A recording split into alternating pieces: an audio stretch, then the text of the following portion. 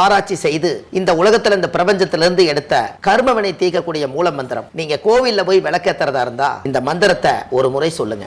முற்பிறவியில செய்த பாவங்கள் எப்பிறவிக்கும் தொடராமல் இருக்க இப்பிறவியிலேயே என் தந்தை வழியில் வந்த கர்மாவனை, என் தாய் வழியில் வந்த கர்மாவனைகள், என் தாயுடைய கர்ப்பத்திலிருந்து நான் இந்த பூமிக்கு கொண்டு வந்த கர்மாவனைகளும் இன்றோடு நிவர்த்தியாகட்டுன்னு 5 தீபம் விளக்கேத்தி சாமிக்கு தேங்காய் வளம் பூ மாலை கல்கண்டு வாங்கி அர்ச்சனை பண்ணி உங்க ஜாதகத்தை கொண்டு போய் சாமி பாதத்துல வச்சு இன்னையோட எனக்கு எல்லாம் நல்லது நடக்கும்னு மனசார கும்பிட்டு வாங்க. வாழ்க்கையில அசுர வளர்ச்சிக்கு வந்து. அனைவருக்கு வணக்கம். பாரம்பரிய திருவள்ளுவர் குல வம்சம் பிரசன்ன ஜோதிடர் சுப மாரிமுத்து திருப்பூர்லேருந்து இந்த பதிவு உங்களுக்காக.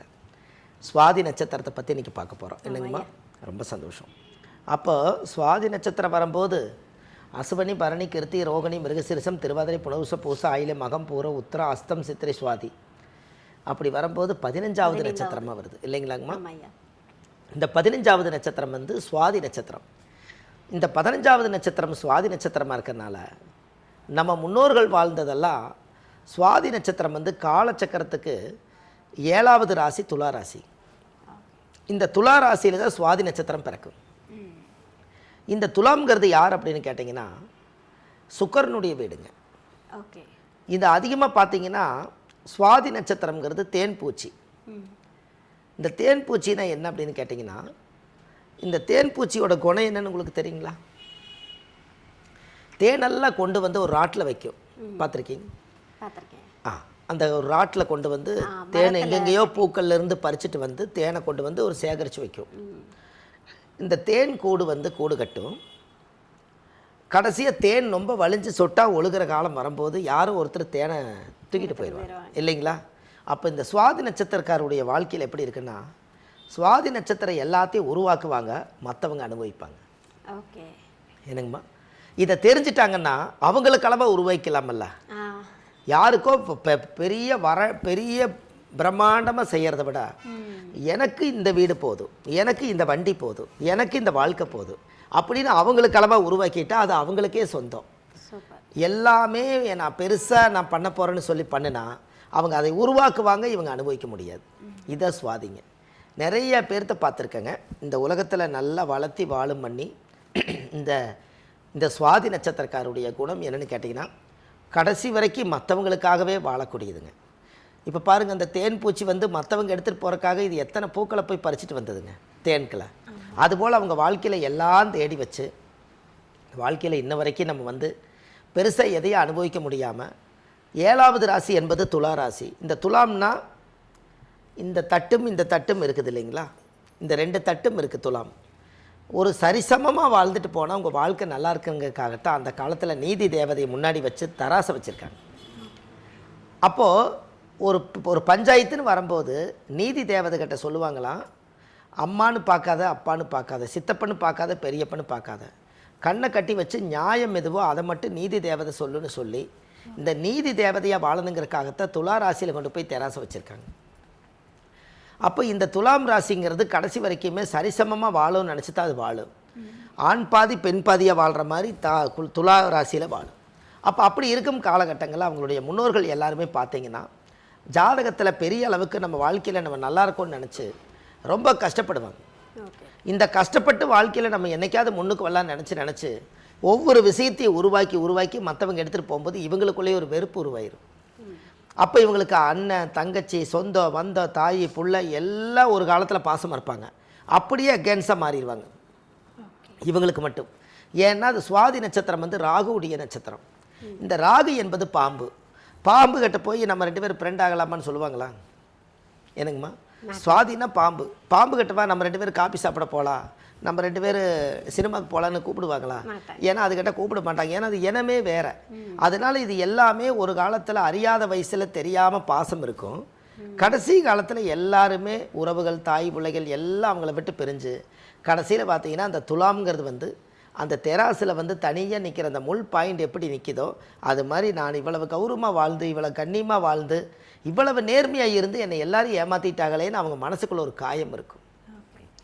எப்போவுமே துலா ராசிக்கு மனசுக்குள்ள ஒரு காயம் இருக்குங்க. இந்த காயத்துக்கு மருந்து போடுறதுக்கு யாராவது வருவாங்களான்னு எதிர்பார்த்துட்டே உட்காந்துருப்பாங்க. ஆறுதல் சொல்கிறதுக்கு ஆள் இருக்காது, மாறுதலும் இருக்காது. இவங்க ஒத்தையடி பாதை மாதிரி இவங்க வாழ்ந்துட்டு இருப்பாங்க. இதுதான் சுவாதியுடைய ஒரிஜினல் குணாதிசை.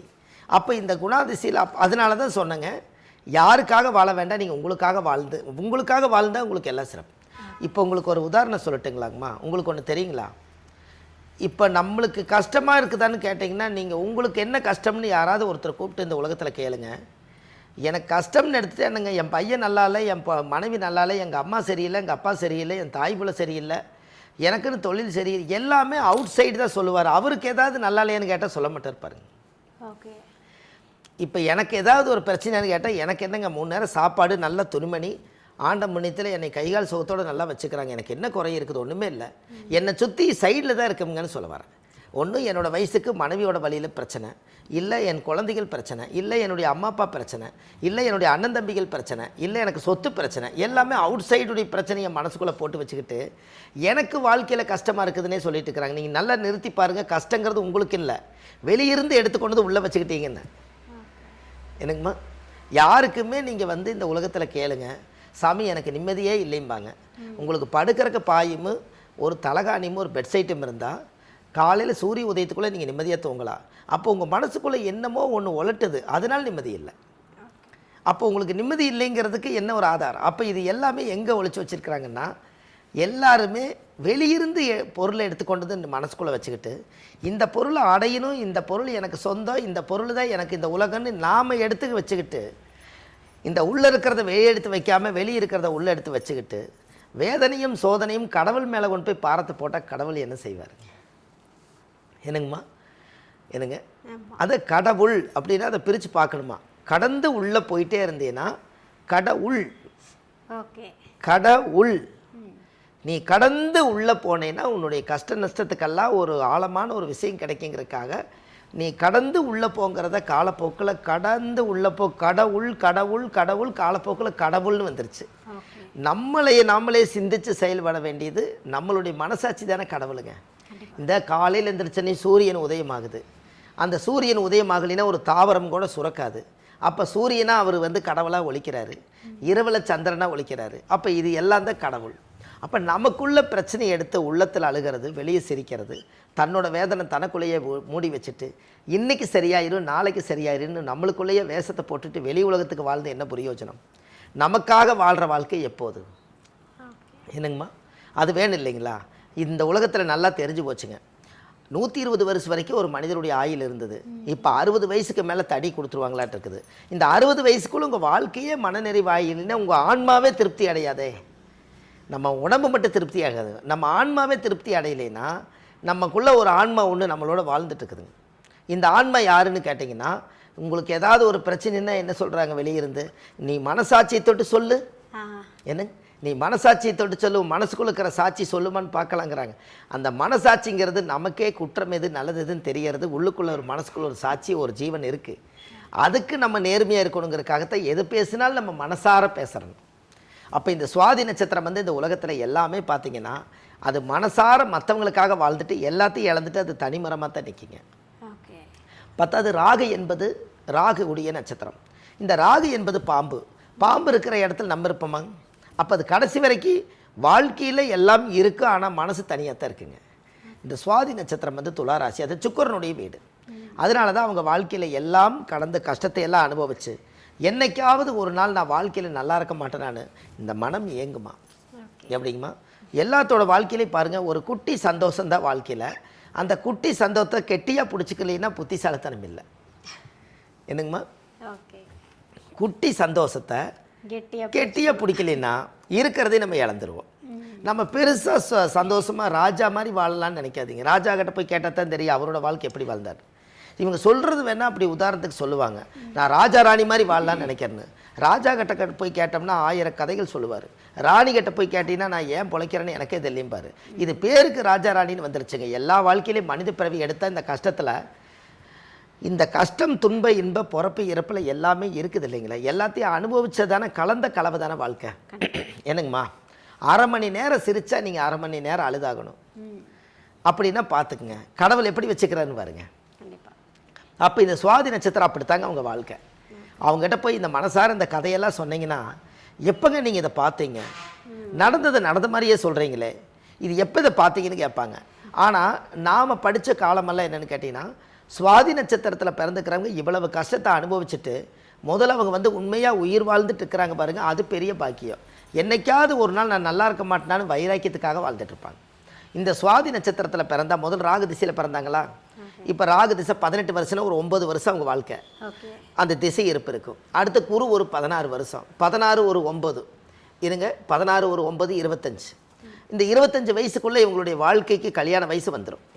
அப்போ ராகு முடிஞ்ச குரு, இவங்களுக்கு சனி திசையில் கல்யாணம் 19 வருஷங்க. அப்போ 25 ஒரு 20 அப்படி வரப்போது ஒரு 35 34 வயசுக்குள்ளே ராகு திசை முடிஞ்சு குரு முடிஞ்சு சனி திசை வந்துடும். இந்த சனி திசை 35, புதன் திசை வரும்போது 17 வருஷங்க.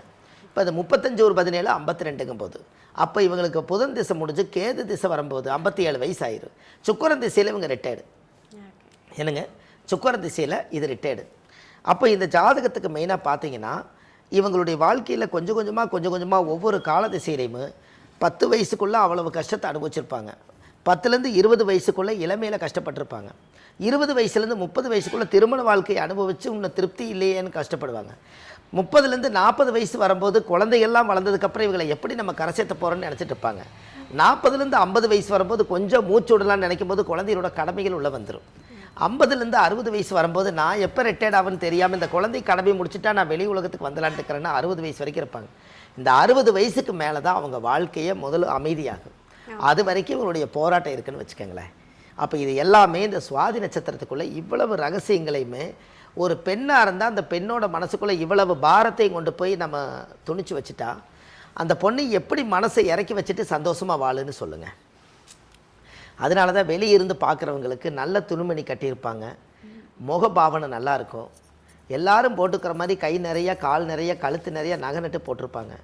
அவங்கள புதுசாக தனியாக உட்கார வச்சு ஒரு அறையில் உட்கார வச்சு கதை கேட்டிங்கன்னா காசி படத்தில் சொன்ன மாதிரி என் மனவானில் சிறகை விரிக்கும் வண்ண பறவைகளே என் கதையை கேட்டால் உங்கள் சிறகுகள் தன்னால் மூடிக்கொள்ளும். அப்படித்தான் அவங்க வாழ்க்கை இருக்குமாங்க. அப்போ அவங்களுக்கெல்லாம் ஒரு கோயிலுக்கு நீங்கள் போயிட்டு வந்தால் கண்டிப்பாக அதுலேருந்தாவது ஒரு மாற்றம் கிடைக்கும் இல்லைங்களா. அதனால் சுவாதி நட்சத்திரக்காரர் உண்மையாலுமே சாதிக்க பிறந்தவங்க, எதுலேயுமே தோற்று போக மாட்டாங்க. அப்பளவு கஷ்டம் அனுபவிச்சும் கூட இன்னமும் நம்ம நல்லா இருக்கிறதுக்கு ஒரு வழி பிறக்குன்னு சொல்லி உயிரோடு இருக்கிறாங்க, உயிர் வாழ்கிறாங்க. அப்படின்னா ஏதோ ஒரு தேடல் இருக்கா இல்லைங்களா. அப்போ கண்டிப்பாக அந்த சுவாதி நட்சத்திரத்துக்கு உண்டான கோயில் இந்த பதிவில் கொடுக்குறேங்க. அந்த கோயிலுக்கு போயிட்டு வந்தாச்சுன்னா அவங்க வாழ்க்கையில் ஒரு அசுர வளர்ச்சி இருக்குங்க. கண்டிப்பாக இதை செய்துட்டு வரட்டுங்க. அந்த நட்சத்திர தோஷ நிவர்த்தியானால் இந்த பாரமெல்லாம் குறைஞ்சு நிம்மதியும் சந்தோஷம் நிரந்தரமாக இருக்கும். சரிங்களாம்மா? அதாவது சுவாதி வந்து குட்டி சந்தோஷத்தையும் கெட்டியாக பிடிச்சிக்கணும்னு சொல்லிட்டு ரொம்ப அழகாக சொல்லிட்டீங்க. ஏன்னா வந்து பல்வேறு கஷ்டங்களை வந்து எனக்கு தெரிஞ்சு சுவாதி வந்து தனியாக நின்று ஃபேஸ் பண்ணுறாங்க. கண்டிப்பாக நீங்கள் கொடுத்துருக்கக்கூடிய இந்த விளக்கம் அப்படின்றது வந்து அவங்களுக்கு வந்து மன நிறைவை கொடுக்கும் அப்படின்னு ஐயா. சரி ஐயா, ரொம்ப நன்றிங்கம்மா. வணக்கம்மா. இப்போ சுவாதி நட்சத்திரக்குமே நீங்கள் வந்து பலன்கள் வந்து எதிர்காலத்தை வச்சு ரொம்ப அழகாக சொல்லி முடிச்சிட்டீங்க. கண்டிப்பாக அவங்களுக்கு ஒரு கோவிலும் சொல்றதா சொல்லியிருந்தீங்க. கண்டிப்பாங்கம்மா. இப்போ இந்த சுவாதி நட்சத்திரம் எந்த கோவிலை போய் வழிபட்டுட்டு வரணும்? கண்டிப்பாங்கம்மா. அதாவது இது வரைக்கும் நிறையா மக்களுக்கு ரகசியமாக தெரியாத ஒரு கோயில் வந்துங்க, சுவாதி நட்சத்திரத்துக்குன்னே ஒரு கோயில் இருக்குது. ஓகே. இந்த சுவாதி நட்சத்திரத்துக்கு எத்தனையோ கோவில்கள் இருக்குதுங்க. ஆனால் நட்சத்திர கோயில் இது வரைக்கும் மக்களுக்கு தெரியணும் இல்லைங்களா. அது சென்னையில் பூந்தமல்லி பக்கத்தில் சித்துக்காடுங்கிற ஊரில் தாத்திரீஸ்வரர்னு ஒரு கோயில் இருக்குதுங்க. இந்த கோவிலில் போய் சாமிக்கு 5 விளக்கு தீபம், சுவாமிக்கு தேங்காய் பழம் பூ மாலை கல்கண்டு வாங்கி அர்ச்சனை பண்ணி அந்த கோவிலில் சாமி கும்பிட்டு வந்தீங்கன்னா அன்னையிலேருந்து உங்களுக்கு அசுர வளர்ச்சிங்க. இதை பண்ணிட்டு வாங்க, நல்லதே நடக்கும்.